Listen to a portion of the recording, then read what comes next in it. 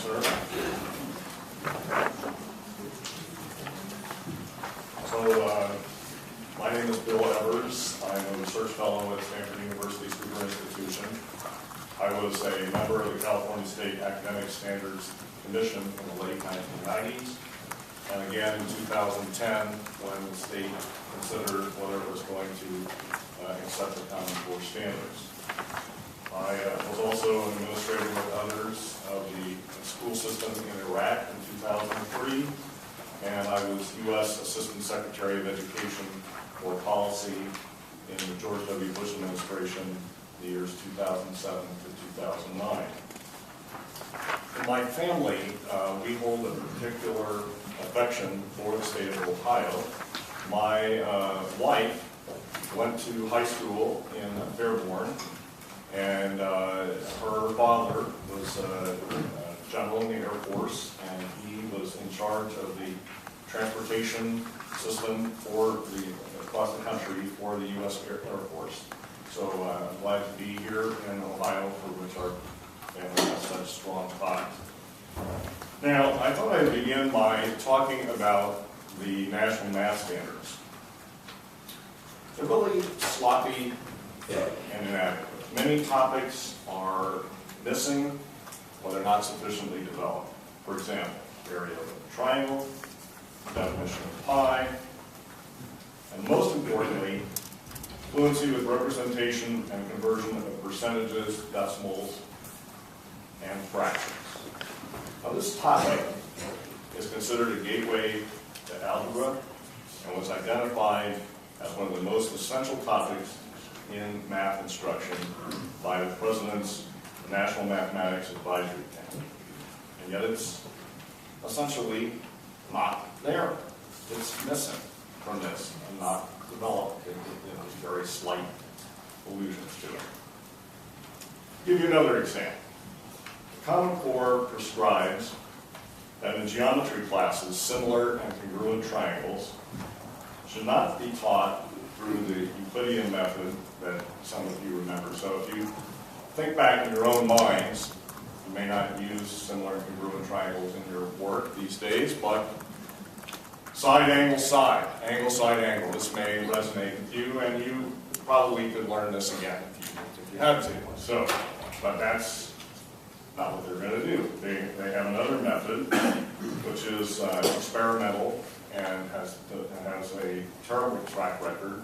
It's not been used in K-12 education successfully and anywhere in the United States, not in any state, not in any school district, not in any city, nowhere. So this is rigid triangles. If you're at a research university and you're a math major, you would learn this in your junior year. All the schools in the Common Core will be using this failure of a method. It's just, they did it without really, the person that put it in didn't even know that it had been tried in the Soviet Union and had been a disaster. He wasn't even aware of the historical record of it. So it even calls for things that are simply not mathematics. There's a topic called testing the hypothesis of equality among sample means.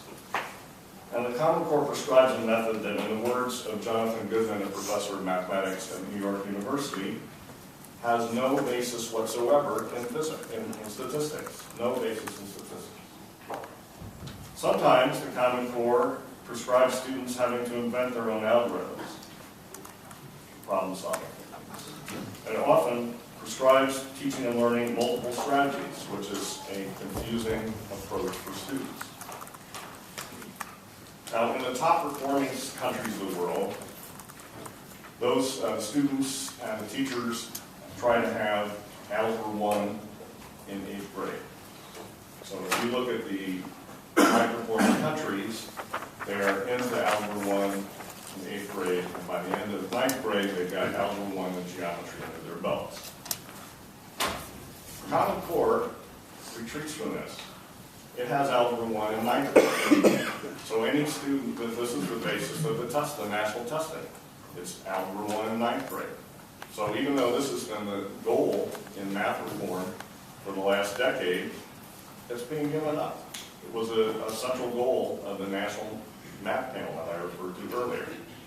So, what does this mean? It means that the claims that the Common Core are internationally benchmarked, it's not true. They're not. They're not at the level of the high-performing countries. James Milgram, Stanford math professor emeritus, who was also on the Common Core Validation Committee, described the Common Core as, by the end of 7th grade math, being roughly 2 years behind high-achieving countries. How are we going to be competing with students and businesses in other parts of the world if we're 1 or 2 years behind? This is not a prescription for success. This is a prescription for lagging behind. Not a leader, but a lag.